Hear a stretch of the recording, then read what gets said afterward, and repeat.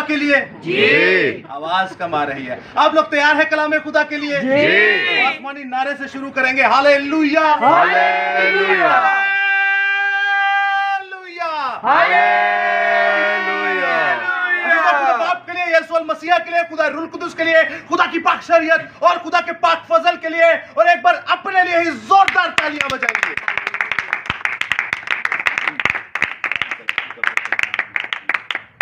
अजीजों, आज की जो बाइबल स्टडी का उन्वान है, आज जो हम खुदा का मुतालिया करने को है, आज जो हम जिंदा खुदा को पढ़ने को है, तो उसका उन्वान, उसका मजमून, उसका टॉपिक है ईमान।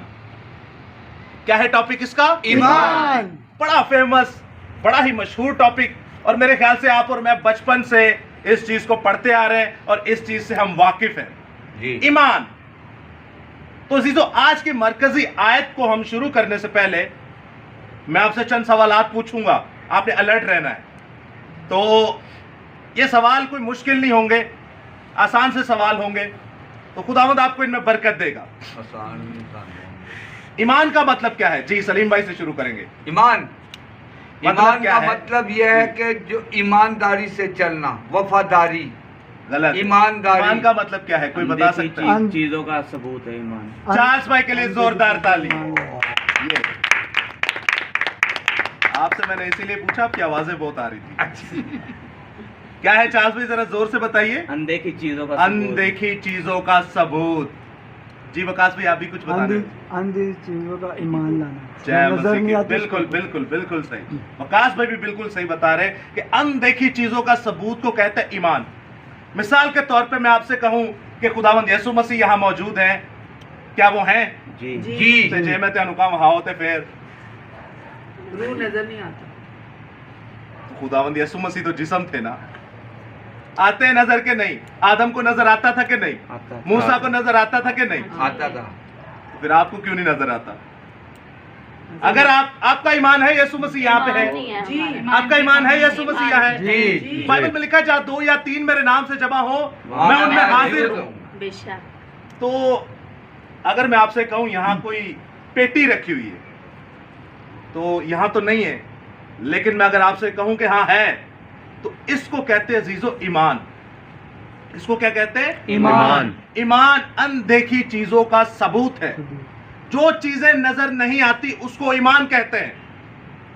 जो चीजें नजर नहीं आती उसको ईमान कहते हैं। और याद रखिएगा, बाइबल मुकद्दस की जितनी भी तालीमात है, पैदाइश से मुकाशफा तक आप शुरू से आखिर तक पढ़ते हैं, जितनी भी बाइबल मुकद्दस की तालीमात हैं, उन सब का एक जिस्मानी मतलब होता है और एक रूहानी मतलब होता है। एक जिस्मानी मतलब होता है और एक रूहानी मतलब होता है। मिसाल के तौर पे लास्ट टाइम जब हम न्यू कराची गए, यूसुफ गोट में, सदीक गोट में जब हम लोग गए, तो वहां पर हमारा टॉपिक था मुसाफिर। तो मुसाफिर जमीन पर जिस्मानी तौर पर खुदावंद यीशु मसीह कह रहा है कि आपकी जिंदगी इस तरह क्यों? मुसाफरत का मतलब यह नहीं कि एक कार तो दूसरे कार चढ़ के चले जाना, या एक मुल्क से दूसरे मुल्क हिजरत कर जाना। मुसाफरत का मतलब यह है कि एक जगह से दूसरी जगह इंजील की मुनादी करने जाना। समझ आ रही है आपको? जी। यानी एक घर को छोड़ के दूसरे घर, एक शहर को छोड़ के दूसरे शहर, एक मुल्क को छोड़ के दूसरे मुल्क जाना और इंजील की क्या करना? मुनादी करना। अब ये तो हो गया जिस्मानी मतलब। अब रूहानी मतलब यह है कि जिंदा खुदा फरमाता है कि आप इस जमीन के नहीं हो, आप कहां के हो? आसमान के। तो इस जमीन पर आप क्या हो? मुसाफिर। मुसाफिर हो। जबरदस्त। इस जमीन पर आप क्या हो? मुसाफिर हो। और आसमान आपका ऐसा परमानेंट एड्रेस है जहां पर आपको रहना है। इस जमीन पर आपको एक प्रोजेक्ट दिया गया है, एक टेस्ट दिया गया है, एक काम दिया गया है, एक टास्क दिया गया है, एक गोल दिया गया है। आपने उस गोल को पूरा करना है, उस टास्क को पूरा करना है, उस टेस्ट को पूरा करना है, उस काम को सरंजाम देना है। लेकिन परमानेंट एड्रेस आपका ऊपर का है। अब जब हमने ईमान की तरफ हम आते हैं, तो रूहानी मतलब इसका यह है कि अनदेखी चीजों का सबूत। ये मैंने आपसे कहा, कहां से, कौन सी आयत से दिखा? तो आइए अजीजों हम देखते हैं बाइबल मुकद्दस में। अब मैंने आपको रूहानी इसका मतलब बताया कि ईमान का मतलब है अनदेखी चीजों का सबूत, और हम जिस्मानी मतलब बाद में देखेंगे। पहले मरकजी आयत देख लेते हैं कि ये हमने कहां से आंसर निकाला, कहां से जवाब निकाला। आप मेरे साथ देख सकते हैं, मुकद्दस पौलुस रसूल की मार्फत लिखा गया इब्रानियों के नाम खत, उसका 11वां बाब और उसकी पहली आयत। इब्रानियों के नाम खत, उसका 11वां बाब और उसकी पहली आयत। पीछे टॉर्च नहीं है? नहीं है। अच्छा, कोई बात नहीं, पढ़ सकते हैं आप। अब ईमान उम्मीद की हुई चीज़ों का इक़्तिराद और उन देखी हुई चीज़ों का सबूत है। हालेलुया। अजीजों, यहाँ कुछ यूं मरकूम है इस इस्तबाक में। अब ईमान की हुई चीजों का एतमाद और अनदेखी चीजों का सबूत है। ईमान जो है वो अनदेखी चीजों का सबूत है, और दूसरा एतमाद यानी यकीन, यानी कि ईमान रखना कि हाँ यकीन रखना एथे ए चीज है वे। अब जब जिस्मानी मतलब आपने जाना कि जिस्मानी मतलब है कि कलामे खुदा में से हमने ये सीखा कि जो अनदेखी चीजें हैं, अनदेखी चीजों का सबूत रूहानी तौर पर हमने जाना कि जिंदा खुदा फरमाता है कि अनदेखी जो चीजें हैं उसका मतलब है ईमान। मिसाल के तौर पे यहां पर हमें खुदावंद यीशु मसीह नजर नहीं आ रहे, तो आपका ईमान है वो यहां पे है कि नहीं? जी है। ईमान है वेरी हमारा। गुड। किसी ने आपके लिए जान दी, आपका ईमान है कि नहीं? जी है। किसने दी है जान? खुदा यीशु मसीह ने। आपने उसको देखा है? नहीं। नहीं। आपको किसी ने ऐसा कोई विजुअल दिखाया हो, कोई हजारों साल पुराना, तो आपने देखा तो नहीं है? नहीं। आप और मैं कहते हैं हम आदम की नस्ल से हैं कि नहीं? जी जी। लेकिन क्या आपको पता है कि आप हैं भी कि नहीं? जेनियोलॉजी, अगर आप शजर को देखते, अगर आप नस्ल को देखते हैं, तो हमारे पास कोई सबूत नहीं है जिस्मानी। लेकिन अनदेखी चीजों का सबूत, ईमान का मतलब क्या है? अनदेखी चीजों का सबूत। हम ये जानते हैं कि ये कायनात में जो जिस्म है, इंसानी नस्ल जो जहां से शुरू हुई, उसका एक शुरुआत है, उसकी एक इब्तिदा है, उसकी एक तकवीन है, उसकी एक पैदाइश है, और वो नस्ल बाप आदम से और अम्मा हवा से शुरू हुई। आप जानते हैं कि बाप आदम को मिट्टी से बनाया गया और अम्मा हवा को पसली से बनाया गया। जी। आपने देखा? नहीं। नहीं। कोई दिखा सकता है आपको? बाइबल मुकद्दस से हम देख कलाम सकते से। हैं। नहीं, कलाम की बात नहीं, यहाँ पे अभी जिस्मानी बात, ईमान। ईमान की बात हो रही है। जी। भाई कलाम मुकद्दस में तो लिखा है, देखा कहाँ है आपने? जी। हमारे ईमान। किताबे मुकद्दस में तो लिखा हुआ है, तो देखा तो नहीं कि एक मिट्टी का लोथड़ा खुदा ने लिया, उसको एक मुजस्समा बनाया, देव हैकल इंसान बनाया, और उसमें दम फूंक के उसको जिंदा कर दिया। आपने देखा है? नहीं। नहीं। आपने अपने बाप अंकल सलीम साहब को देखा है? नहीं। अन्य हो। क्या करके मेरा बाप क्यों है वही? आपसे तो मैं पूछ ही नहीं रहा, मैं बच्चों की तरफ देख। आपने अपने वालिद साहब को देखा है? हैं? हाँ, लेवी कह रही है नहीं। भाई ये बैठे हुए, चलो देख लो। देखा हुआ है ना, तो देखा है तो आप उसको वालिद कहते हैं। जी। तो खुदा को तो आपने देखा ही नहीं, आप उसको अपना बाप कहते हैं। इसको कहते हैं ईमान, और इसको कहते हैं अनदेखा ईमान। इसको कहते हैं अनदेखा ईमान, और इसको कहते हैं ईमान। याद रखिएगा, यीशु मसीह जब सलीब से मरने के बाद शागिर्दों के पास आते हैं, तो वो कहते हैं कि देखो, रूह के गोश्त और हड्डी नहीं होती, लेकिन मेरे गोश्त भी है, हड्डी भी है। वो अपना रिस्ट पे देखते हैं, दिखाते हैं, हाँ ताज नहीं, इतने कलाई पे दिखाते हैं कि देखें ये मुझे मेखे लगी हुई थी, केले नहीं, छेड़ियां बजियां, मेखे लगी हुई थी। क्या लगी थी? मेखे। इसको हमने कल बाखूबी सीखा। जो हमारे लेट बहन भाई आए हैं वो व्हाट्सएप पे देख सकते हैं, मेखे लगी हुई हैं। तो मुकद्दस थोमा जो है, थॉमस, सेंट थॉमस, मुकद्दस थॉमस जो है, वो कहते हैं कि मैं जदों तक उन्हें वेख ना ला, मैं ईमान नहीं लिया। मैं ईमान नहीं ले आऊंगा। तो जब सामने आता है तो क्या होता है? किसी को वर्ड्स याद है? जब सामने आ जाता है यीशु मसीह, तो वो कहता है थॉमस, ए तमोथियस, तमोथियस या थॉमस? थॉमस। थॉमस, ए तोमा, देख खून और गोश्त रूह में नहीं होता, खून और गोश्त और हड्डी रूह में नहीं होती, देख मेरे हड्डी भी है और गोश्त भी है, खुदावंद अपनी पसली दिखाते हैं। के लिए हाथ लगा के देख ले, वो वहीं पर घुटने टेक के जार जार रोना शुरू हो जाता है और कहता है, ऐ मेरे खुदावंद, ऐ मेरे खुदा। यानी वो ईमान ले आया। Oh my lord, oh my God, oh my Yehoshua, oh my Jehovah. कल हमने जाना कि नहीं इस बारे में, बोर्ड पे सीखा कि नहीं। ओ वहीं पे, यहीं पे इब्रानी ओरिजिनल मतन में जब देखते हैं तो वहां पर लिखा है oh my Yehoshua, oh my Jehovah. यानी वो यीशु मसीह को कह रहा है कि तू ही खुदावंद है, तू ही खुदा है, मैं तुझ पर ईमान ला चुका। लेकिन हमने इनमें से किसी को नहीं देखा। मसीह लिए जान कौन कौन दे सकता है? आप में से बताइए सिस्टर, मसीह के लिए जान दे सकते हैं कि नहीं? हाँ या ना? दे सकते हैं। भाई आपने तो उसे देखा ही नहीं है। आप अपने वालिद के लिए जान दे सकते हैं। यह है खुदा की कुदरत। अजीजों जानिए, इसको समझिए। हम ऐसे अनदेखे ईमान पर हैं जिसको हमने देखा नहीं। आपने यीशु मसीह को देखा नहीं, लेकिन आप उसके लिए जान दे सकते हैं। आपने अपने वालिद साहब को देखा, उनके साथ जिंदगी गुजारे, आप उनके लिए भी जान दे सकते हैं। आप देख रहे आपके जिस्मानी बाप और उस बाप की मैं बात करूं जिसको आपने देखा ही नहीं, दोनों से मोहब्बत इक्वल है, दोनों से मोहब्बत एक जैसी है। अब आसमानी बाप ने एक मिसाल दे रहा हूं। एथियस्ट जो कहते हैं कि भाई ना तो नजर आंदा है, इतने किसी को हार्ट अटैक हो या शुगर का अटैक हो, खुदा लेके जाएगा अस्पताल या बंदा लेके जाएगा? बंदा।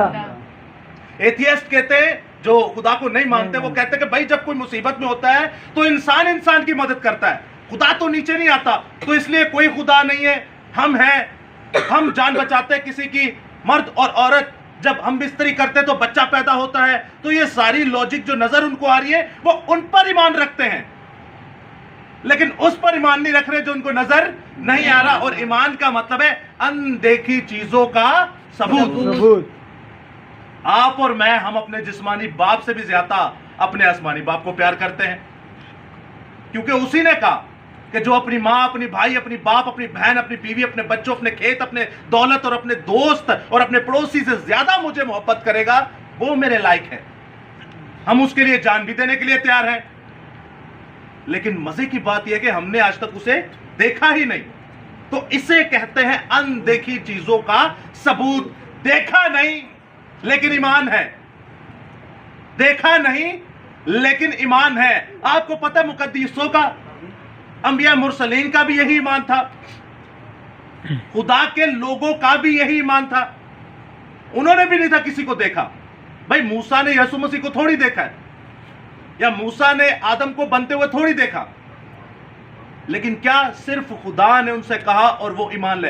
एक और मिसाल देता हूं। बाप इब्राहिम से जब खुदा ने कहा, उसको आवाज आई कि अपने नातेदारों को छोड़ और मेरे पीछे चल, और वो नातेदारों को छोड़ के पीछे आ गया, तो क्या उसने खुदा को देखा था? नहीं था, नहीं देखा। एक आवाज आई, लेकिन उसका ईमान, बाइबल में लिखा है, ईमान के वसीला से वो रास्तबाजों का बाप ठहरा। ईमान के वसीला से वो क्या ठहरा? रास्तबाजों का बाप। ये हो गया रूहानी ईमान का मतलब। ये मैं आपको किस ईमान का मतलब बता रहा हूं? रूहानी ईमान का मतलब। और अब मैं आपको बताया जाता हूं कि जिस्मानी ईमान का मतलब क्या है। एक तो हो गया रूहानी ईमान का मतलब कि भाई हम यीशु पर ईमान ले आए, तो चलिए जी ठीक है। अब जिस्मानी ईमान जिससे आपको जिंदगी गुजारनी है, मेरे साथ आप देखिए नए अहदनामा में से मुकद्दस याकूब, यीशु मसीह के जो भाई हैं, सगे भाई, याकूब रसूल का खत, उसका 2 बाब। आपको गौर से सुननी है इस आयत को। मैं आपसे सवाल करूंगा कि ये क्या कह रहा है। आपने रूहानी ईमान तो समझ लिया, अब जिस्मानी ईमान समझिएगा। याकूब 2 बाब और उसकी 14 से हमने 26 तक पूरे पैसेज को पढ़ूंगा, आपने सुनना है गौर से। रूहानी ईमान आपके समझ में आ गया कि जो नजर नहीं आता वो ईमान है। अब जरा जिस्मानी ईमान समझिएगा कि हम रूहानी ईमान तो ले आए, फजल के मातहत तो हो गए कि हाँ यीशु मसीह ने हमारे लिए जान दी, हम यीशु मसीह पर ईमान लाते हैं, वो हमारा नजात दहिंदा, वो कब्र में से जी उठा और वापस हमें भी लेने आएगा। लेकिन अजीजों, उसके बाद भी तो जिंदगी गुजारनी है। उसके बाद आपने मैंने जिंदगी गुजारनी है कि नहीं? उस जिंदगी को गुजारने के लिए अब ईमान का जिस्मानी मतलब समझिए। ईमान का जिस्मानी मतलब समझिए। तो मैं आपके सामने पढ़े देता हूं याकूब 2 बाब और उसकी 14वीं आयत से। गौर से सुनिएगा, मैं फिर आपसे पूछूंगा। अब आपने सुनना है ईमान का मतलब क्या है जिस्मानी, जो आप जिंदगी गुजार रहे हैं। ऐ मेरे भाइयों, अगर कोई कहे कि मैं ईमानदार हूं, यानी ईमान रखने वाला हूं, ईमानदार हूं मगर अमल ना करता हो। सुनिएगा गौर से, मैं ईमान तो रखता हूं लेकिन अमल ना करता हो तो क्या फायदा? क्या ऐसा ईमान उसे निजात दे सकता है? क्वेश्चन मार्क, वो सवाल कर रहा है। पौलुस रसूल सवाल कर रहा है कि भाई तू यसू पर ईमान तो रखता है? अक्सर नहीं कहते ओहो खा लो ईद दा गोश्त कुछ नहीं हुंदा, ओहो बुत परस्ती कर रहा है कुछ नहीं, ओहो तमोथियस ने खत लिया है कि साडा एक दरमियानी है। ओ भाई आप ईमान तो ले आए यसू पर, लेकिन वो कह रहा है तेरे अमाल क्या है, तेरा एक्ट क्या है, तेरे एक्शन क्या है, तू क्या कर रहा है, रद्द अमल क्या है तेरा? तो वो कहता है कि क्या ऐसे ईमान से उसे निजात हासिल होगी? क्वेश्चन मार्क सवाल कर रहा है और फिर खुद ही जवाब दे रहा है। जवाब क्या दे रहा है? अगर कोई भाई या बहन नंगी हो तो तू उसको रोजाना रोटी की कमी हो तो उसे रोजाना रोटी की कमी हो तो तुम में से कोई उनसे कहे कि सलामती के साथ जाओ, गरम और सेर रहो, मगर जो चीजें उसके लिए दरकार है वो उन्हें ना दे तो क्या फायदा? मिसाल के तौर पर एक मिसाल दे रहा है। आपने इस पॉइंट पे नहीं आना, सारी चीजों को देखना है। मिसाल के तौर पर तेरे को पैसे कोई नहीं, मिसाल के तौर पर तेरे को सर्दियां ने कंबल कोई नहीं, मिसाल के तौर पर तेरे को कपड़े कोई नहीं, मिसाल के तौर पर तुसी भुखे हो, तुसी मेरे को आओ सर जी है मसला है, और अगर को मेरे को चीज़ा होन तो बाइबल च लिखा उन्होंने दे, तो जे ना होन तो एरा मतलब है वे कि तुसी पाक हो, तुही एरा मतलब है छुटकारा तुहाडा हो जाएगा, क्योंकि खुदा बेहतर जानता तुहाडे को कोई नहीं। लेकिन अगर जे है ने तो तुहाडे ना मसले होन, कोई भी मसला हो सकता है, कुछ भी मसला हो सकता है, वो मैं कर सकता हूं, और अगर मैं नहीं करता तो मैं कहता हूं जा तेनू खुदा बरकत दे, जा खुदावंद दी सलामती तेरे नाल हो, खुदा बेहतर करेगा, खुदावंद बेहतर करेगा। तो वो कह रहा है इससे उसका नंगापन ढक जाएगा, इससे उससे पेट की भूख जो है वो मिट जाएगी, इसके पास उसकी जेब में क्या पैसे आ जाएंगे?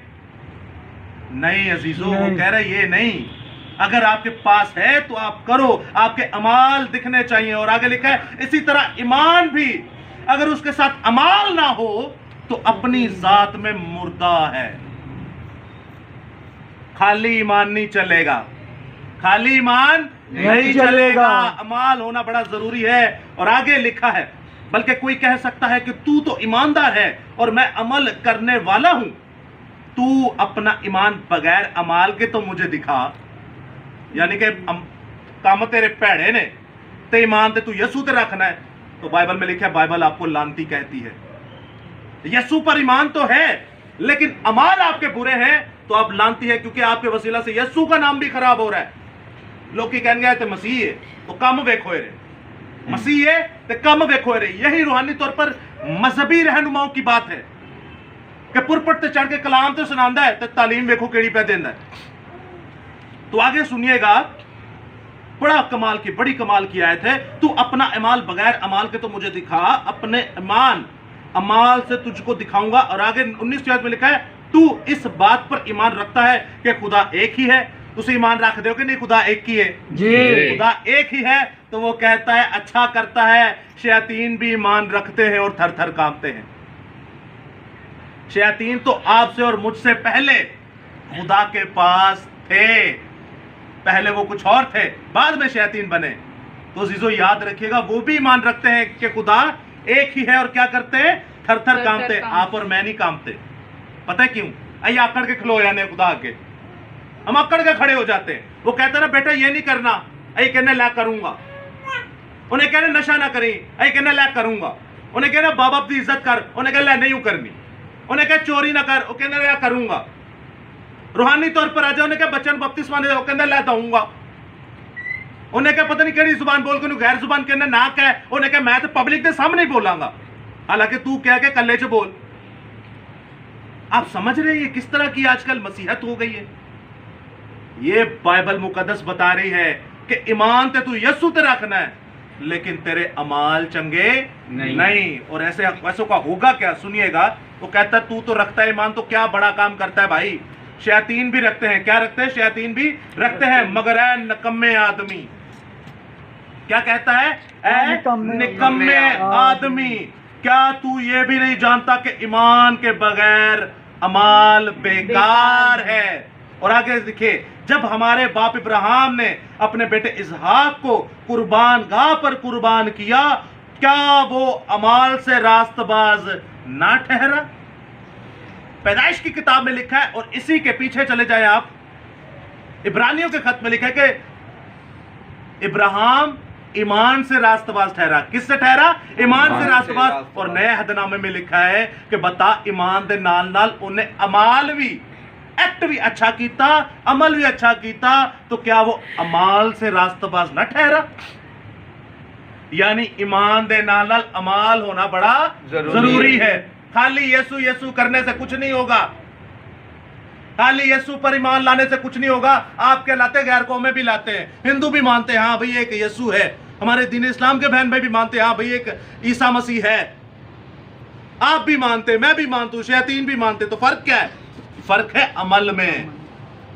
किसमें फर्क है? अमल में। भाई शैतान भी ईमान रखता है, लेकिन क्या वो मसीह के कहे हुए पे अमल करता है? नहीं। तो अगर आप और मैं अमल नहीं करते तो हम किस कैटेगरी में? शैतान। वेरी गुड, समझदार हो तुम।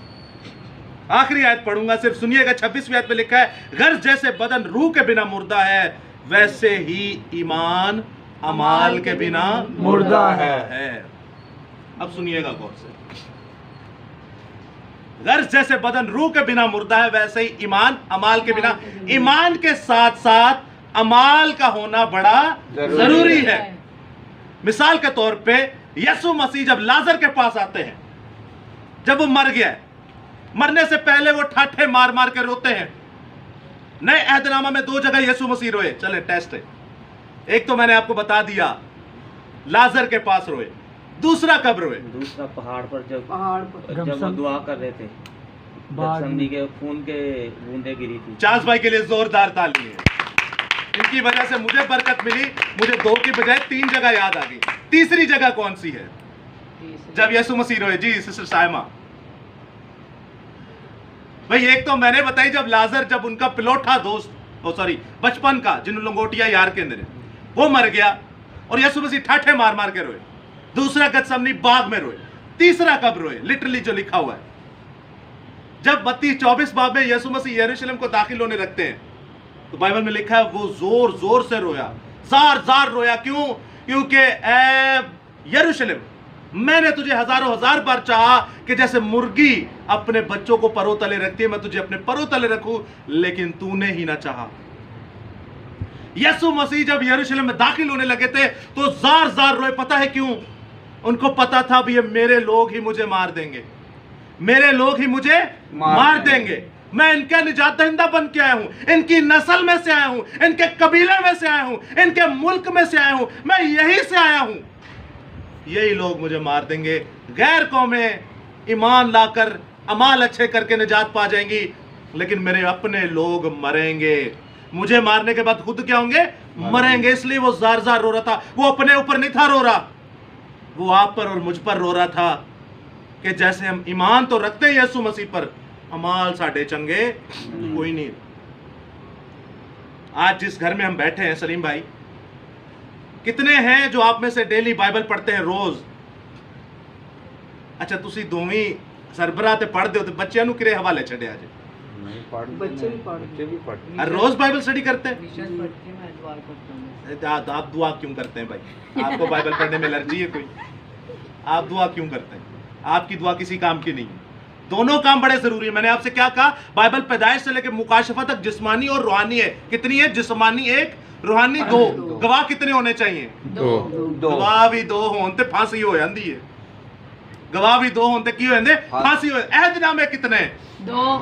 कौन कौन सा? नया और पहला और दूसरा, नया और पुराना, न्यू एंड ओल्ड टेस्टमेंट। होंठ किन्ने हुंदे ने? 2। ते जदों 2 होंठ होण ना, बोलिया उदों ही जांदा है। यीशु मसीह का नया अहदनामा और यीशु मसीह का पुराना अहदनामा, ये यीशु मसीह के होंठ है। यीशु मसीह बोलता है, और अगर कोई नए को छोड़ के पुराना पढ़ता है और पुराने को छोड़ के नया पढ़ता है, वो खुदा की तहकीर करता है, खुदा की तफकीर करता है, खुदा को बेइज्जत करता है।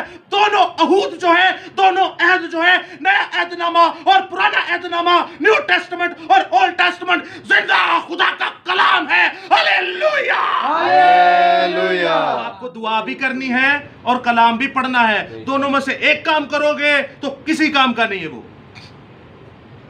दोनों काम लाजमी करने हैं। दोनों काम क्या करने हैं? लाजिमुल कौल है ये। अब जब दोनों काम आप करेंगे तो आते हैं दोबारा यीशु मसीह पर। जब वो लाजर के पास आते हैं, मैं आपसे बता रहा हूं ईमान का मतलब क्या है कि रूहानी तौर पर ये रखना याद कि यीशु मसीह आएगा। यीशु मसीह हमारे लिए मरा, हमने देखा नहीं, लेकिन रूहानी ईमान यही है हमारा। अब अमाल की तरफ आते हैं। यीशु मसीह जो लाजर नु जिंदा करन जानते हैं, क्या कहते हैं वो पत्थर के बारे में क्या कहते हैं? वो पत्थर को कहते हैं हटा दो। Very good. पत्थर को क्या कहते हैं? हटा दो। अच्छा, जिनने पूरी कायनात बनाई, जिनने सूली ने जो जान दी ते एक उच्ची आवाज लाई ते हजारा साल पुराने मुर्दे भी जिंदा हो गए। जिन्हें अपने हाथ ना आदम नु बनाया, जिन्हें पसली ना अम्मा हवा नु बनाया, जेड़ा पूरी कायनात तू खवांदा है, मुट्ठी खोलदा हर जानदार दी ख्वाहिश पूरी करदा है, वो पत्थर नहीं हटा सकता। 4 दिन दा लाजर मुर्दे नु ने जिंदा करना है। कितने दिन दा? 4 दिन दा। 4 दिन दा क्यों? क्योंकि यहूदियों में उस वक्त एक रवायत थी कि 3 दिन का जब मुर्दा होता है वो जिंदा हो जाता है, क्योंकि उसकी रूह भटकती रहती है।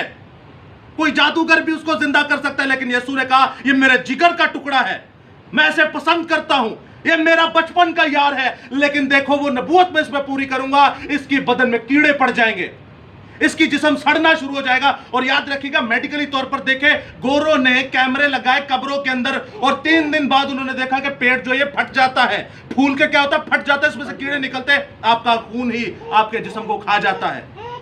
खून से इंसेक्ट्स पैदा होते हैं, कीड़े पैदा होते हैं और आपके जिस्म को खाना शुरू कर देते हैं। ये 2 वजूहात थी। खुदावंद यीशु मसीह ने यहूदियों की उस रवायत को भी मात दी और मेडिकल को भी मात दी, और चौथे दिन जाके लाजर को जिंदा किया। कितने दिन जाके? चौथे दिन जाके लाजर को जिंदा किया। तो क्या वो पत्थर नहीं था हटा सकता? क्यों कहा? क्योंकि आपको भी कुछ करना है। ओ भाई, आपको भी कुछ करना है। कहता है जा यरीहो में जा, यरीहो शहर में जा। पुराने नामे में यशवा की किताब पढ़े, यरीहो शहर में जा। अच्छा, जब इन्होंने यरीहो शहर गिराना था तो इन्होंने हाथ भी नहीं था लगाया उनको। वो 300 लोगों ने जो टिड्डियों की तरह अमलीकी या अमूरी थे, उनको मारना था। वो 300 लोग जो कुत्ते की तरह चपड़ चपड़ करके पानी पीते थे, इसके बारे में बताएंगे क्या है। याद रखिएगा, उन्होंने हाथ भी नहीं लगाया, खुदा ने सबको मार दिया। लेकिन खुदा ने फिर भी भेजा, जाओ यरीहो की जासूसी करने के लिए भी भेजा जाओ। जब खुदा ने सबको मारना था तो भेजना जरूरी था, क्योंकि आपको भी दिखाना कि आपने भी कुछ करना है। आदम को जब बनाया, अम्मा हवा को जब बनाया, तो उन्हें कहा तुम लोगों ने बाग की क्या करनी है? निगहबानी और बागबानी। उन्होंने कह भी तो सकता ही भाई टेंशन ना ला, बस वेच दे, दरख्त का फल ना खाई, लेकिन उनको भी काम पे लगाया। यीशु मसीह कहते हैं मैं आज तक काम करता हूं और मेरा बाप भी आज तक काम करता है। यीशु का बाप भी आज तक काम करता है, यीशु भी आज तक काम करता है। आप क्या कर रहे हैं? कोई नौकरी कर रहा है, कोई नौकरी कर रहा है, कोई नौकरी कर रहा है, कोई तमाशे कर रहा है। तो यीशु का काम कौन करेगा? यीशु का काम कौन करेगा? वो पत्थर को कौन हटाएगा भाई? यरीहो शहर में, गुनाह के शहर में कौन जाके इंजील की मुनादी करेगा? सामरिया शहर में कौन जाके इंजील की मुनादी करेगा? आदम की तरह बाग की निगहबानी, अपने घर की निगहबानी, बागबानी कौन करेगा? मुझे बड़ी खुशी हुई कि सलीम भाई अपने बच्चों को भी कलाम सिखा रहे हैं, उनको भी दुआ में रखते हैं। इससे बड़ी और बरकत क्या हो सकती है? आपने अपने घर के चारों तरफ बाड़ लगाई हुई है पाक फरिश्तों की, आपको कोई टच भी नहीं कर सकता यीशु के समर्थी नाम में। अब अजीजों, पत्थर की तरफ आते हैं। यीशु मसीह जब मुर्दा जिंदा कर सकता है तो क्या पत्थर को नहीं हटा सकता? आपका कोई काम है भाई, आप ईमान तो ले आए, लेकिन अमाल कहां है? ईमान तो यीशु पर ले आए, लेकिन अमल कहां है? ईमान तो यीशु पर ले आए, लेकिन एक्ट कहां है? ईमान तो यीशु पर ले आए, लेकिन एक्शन कहां है? ईमान तो यीशु पर ले आए, लेकिन काम क्या है आपके?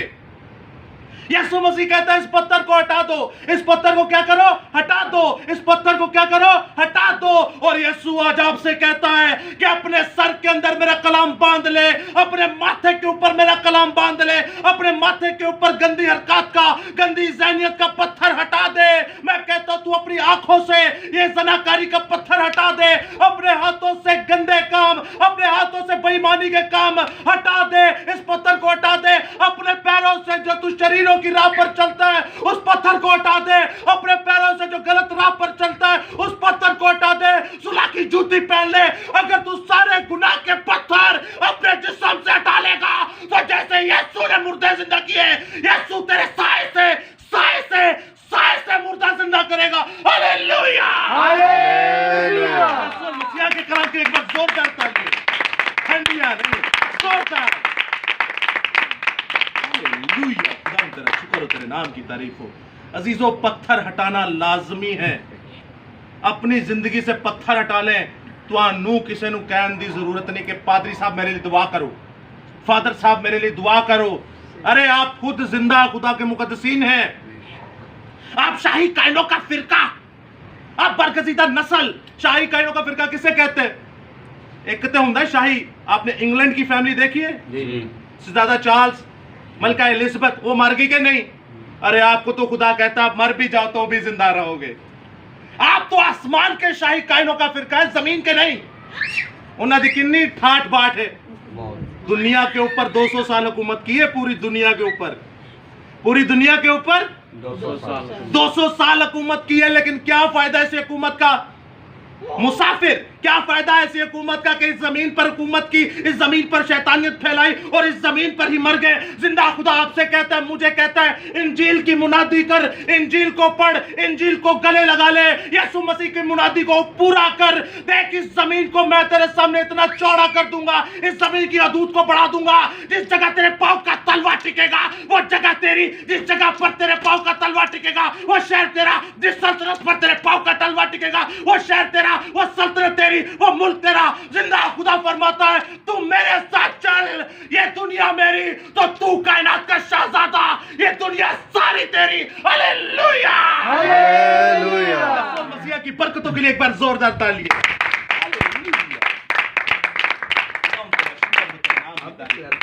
जिस्मानियों के साथ साथ रूहानी भी बनिए। वो तो बादशाह मर जाते हैं, लेकिन आपको खुदा कहता है, हम कहते हैं हमारे पास कपड़ा नहीं है, हमारे पास पैसा नहीं है, हमारे पास खाना नहीं है, हमारे पास ये नहीं है, हम बीमारी में हैं, हम लाचारी में। लेकिन याद रखिएगा दोस्तों, जब आप मर भी जाएंगे आप तो भी जिंदा हो जाएंगे। पैसा कोई आपको लाख करोड़ दे दे, वो आपको नहीं बचा सकता। आप दुनिया के अमीर तरीन इंसान बन जाए। हमारे नवाज शरीफ साहब हैं, जब जेल में गए तो उनकी बेटी मरियम शरीफ भी साथ चली गई। इससे समझ रहे हैं कि सदर वजीर आजम भी परेशान, सदर वजीर आजम भी परेशान। बादशाह मलका एलिजाबेथ मर गई, सबसे ज्यादा हुकूमत की उन्होंने दुनिया के ऊपर, वो भी मर गई। अरे सारे मर गए। एक दिन ऐसा होगा कि हमारे पास भले पैसे नहीं है तो उस गरीब को याद रखिएगा। किसको? उस गरीब लाजर को, जिसके जख्मों को कुत्ते चाटते थे। जरूरी नहीं कि आपके मेरे जख्मों को कुत्ते चाटे। वो कुत्ते चाटने का मतलब क्या? आप और मैं लाचारी में, आप और मैं बीमारी में, आप और मैं छोटी जिंदगी गुजारते हैं, आप और मैं बस्ती की जिंदगी गुजारते हैं। लेकिन आपका खुदा, मेरा खुदा हमें बाप इब्राहिम की गोद में जगह देने के लिए अता फरमाएगा। आपका खुदा, मेरा खुदा आपको और हमें कहता है कि तुम मेरी दुल्हन हो। आपका खुदा, मेरा खुदा में कहता है कि तुम अर्श मुअल्ला, तीसरे आसमान खुदा के तख्त पर बैठोगे। Hallelujah, hallelujah. दोस्तों, यह है जिंदा खुदा की बरकतें, जिस्मानी और रूहानी दोनों, दुआ और बाइबल स्टडी दोनों। ईमान का मतलब यह है कि अनदेखी चीजों का सबूत। और जिस्मानी तौर पे ईमान का मतलब क्या है? अमल, अमल करना, अमल एक्शन करना। करना। आपके एक्शन क्या है? तो अजीजों, आखिरी पैसेज आपके सामने पढ़ने को हूं, जिन्होंने ईमान और अमाल दोनों साथ लेके चले, जिन्होंने अमाल और अमाल दोनों साथ लेके चले। मैं आपके सामने इब्रानियों 11वां बाब पढ़ूंगा और इस 11वें बाब में से मेन आयतें आपके सामने पढ़ूंगा। अपने गौर से सुनना है, मैं एक्सप्लेन नहीं करूंगा, मैं रैपिड फायर से पढ़ता चला जाऊंगा। आपने सुनना है गौर से कि ये ईमान से जो बचे हैं इनके अमाल भी खुदा के साथ थे। आपने 11वां बाब पूरा पढ़ना है इब्रानियों का। आप सुनिएगा, समझिएगा, खुदावंद आपको बड़ी बरकत देगा। तो मैं आपके सामने पढ़े देता हूं जिंदा खुदा का कलाम इब्रानियों 11वां बाब आपने सुनना है गौर से, कोई कहीं नहीं देखेगा, इधर सुनिएगा गौर से कि ये जिंदा खुदा के लोग हैं जो ईमान से और अमाल से दोनों से बचते आए, और ईमान फिर जाके पूरा होता है। ईमान कैसे पूरा होता है कि जब अमाल आपके साथ मिल जाए तो ईमान पूरा हो जाता है। तो सुनिएगा, मैं चौथी आयत से ऑनवर्ड नीचे पढ़ता जाऊंगा, आपने सुनना है गौर से। ईमान ही से हाबिल ने कायन से अफजल कुर्बानी खुदा के लिए गुजरानी, ईमान ही से हनूक उठा लिया गया कि मौत को ना देखे, और बगैर ईमान के उसको पसंद आना नामुमकिन है। और आगे लिखा है, ईमान ही के सबब से नूह उन चीजों के बाबत जो उस वक्त नजर नहीं आती थी, हदायत पाकर खुदा के खौफ में अपने घराने के बचाव के लिए कश्ती बनाई, जिससे उसने दुनिया को मुजरिम ठहराया और उस रास्तबाजी का वारिस हुआ जो ईमान से है। ईमान ही के सबब से इब्राहिम जब बुलाया गया तो हुक्म मानकर उस जगह चला गया जिसे मिरास लेने वाला था। सुनिएगा गौर से, चीजों ईमान के वसीला से और क्या क्या हासिल हुआ। ईमान ही से सारा ने भी सिन्यास के बाद हमला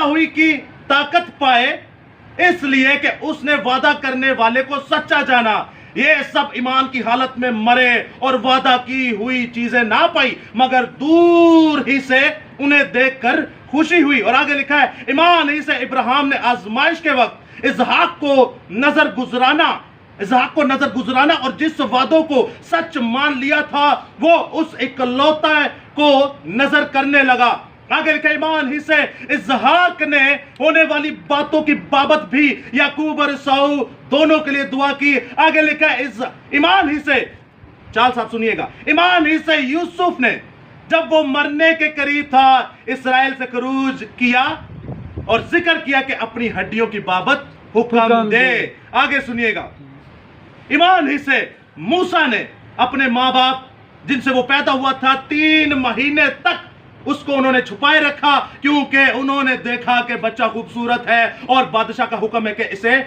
मार डाले। ईमान ही से मूसा ने बड़े होकर फरौन की बेटी का बेटा कहलाने का इनकार किया। ईमान ही से उसने फसा करने और खून छिड़कने पर अमल किया ताकि पिलोठों का हलाक करने वाला बनी इसराइल को हाथ ना लगाए। ईमान ही से वो बहरे कुलजम से इसी तरह गुजर गए जैसे खुश्क जमीन पर से। और जब मिस्रियों ने ये कसद किया कि डूब गए तो वो डूब गए। और ईमान ही से यरू शहर पना जब 7 दिन तक उसके गिर्द फिर चुके तो गिर पड़ी। ईमान ही से राहफाशा फरमानों के साथ हलाक ना हुई, क्योंकि उसने जासूसों को अमन से रखा। और आगे वो पता क्या कहता है, जिन्हें मैं थक गया और वो भी थक गया सी।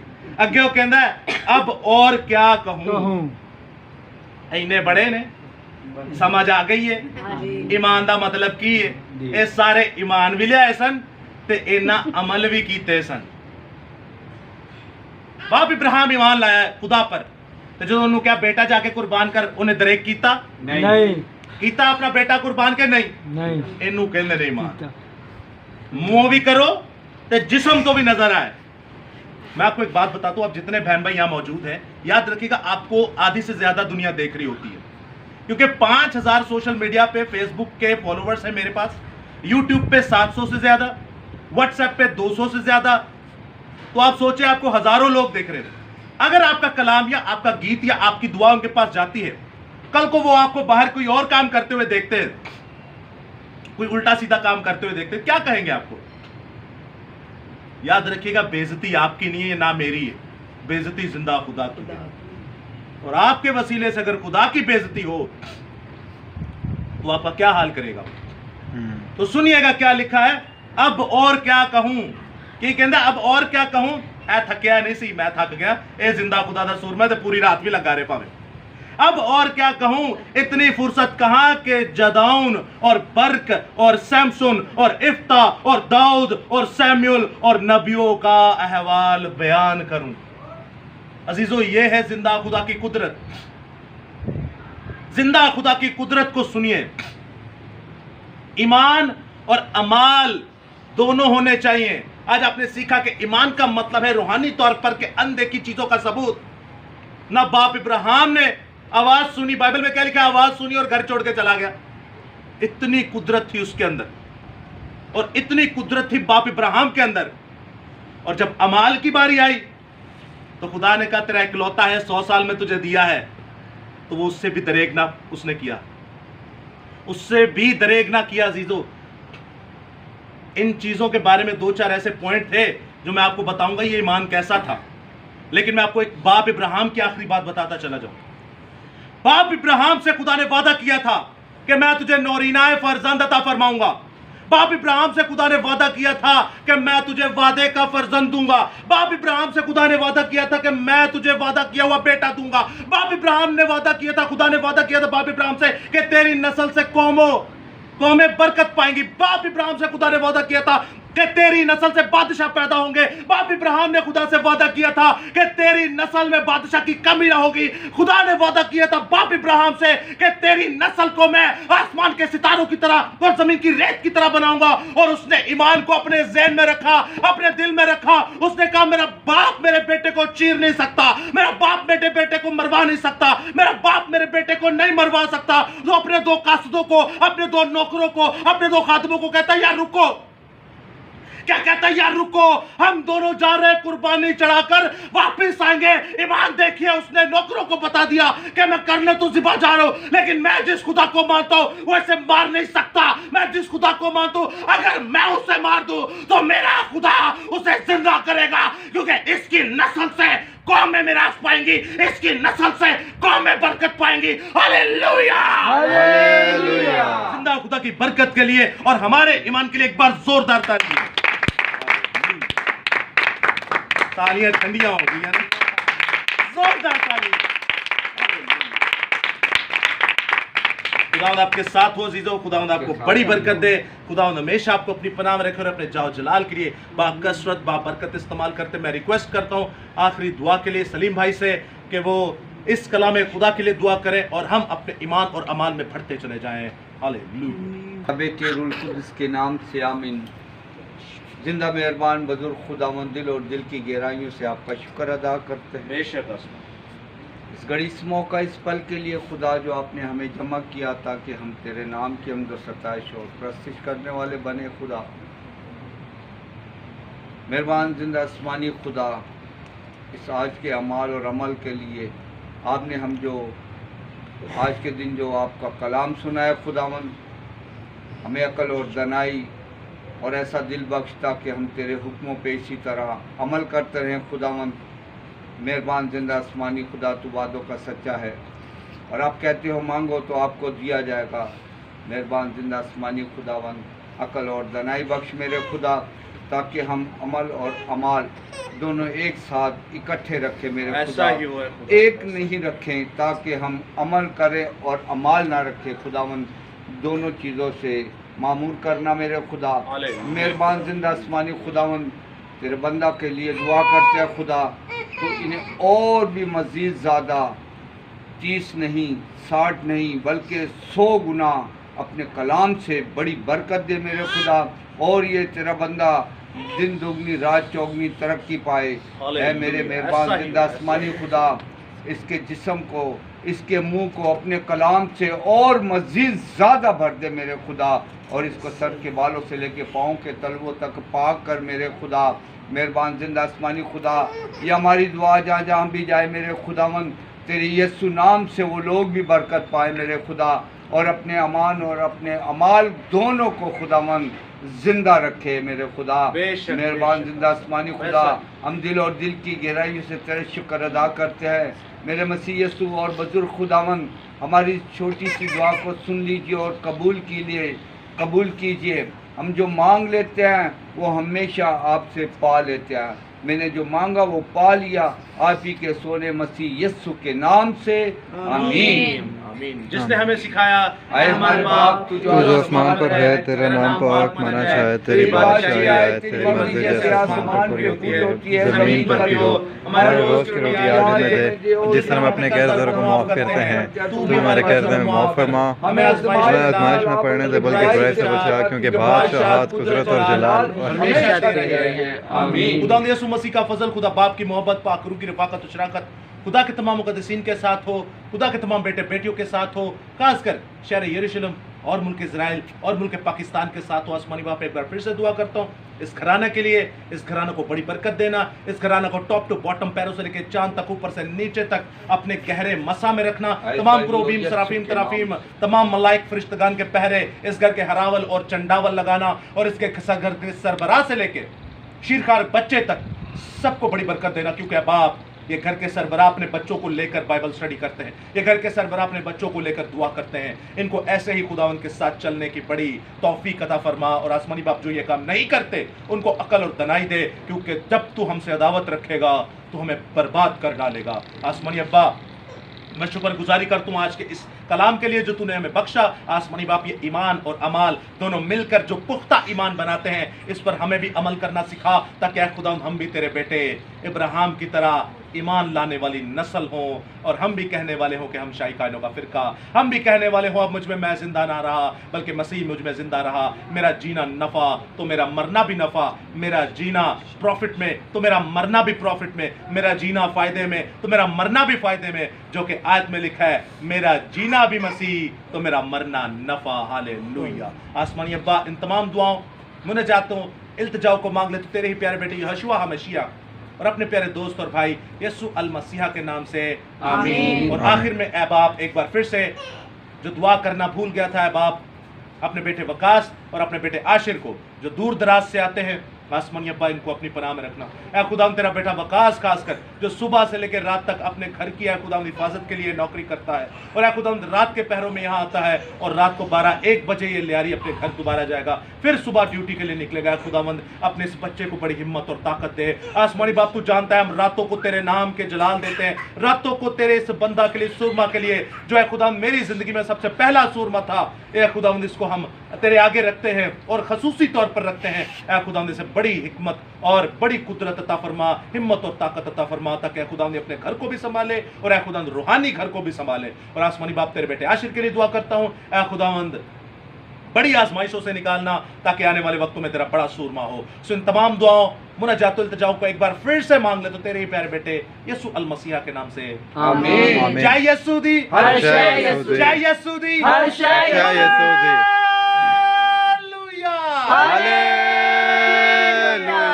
साथ हो खुदा आपको बड़ी बरकत इबादत हो चुकी, आप एक दूसरे की सलामती मौसूल कर सकते हैं। खुदा उनकी सलामती आप सबके साथ हो, आपके साथ भी हो। आमीन सुम आमीन। हालेलुया।